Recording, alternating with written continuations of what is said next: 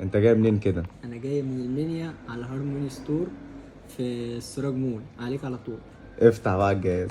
النهارده الراجل ده نورنا من منيا عشان ياخد عرض بوكو الاف 6 من هارموني، تمام، باحسن سعر ان شاء الله.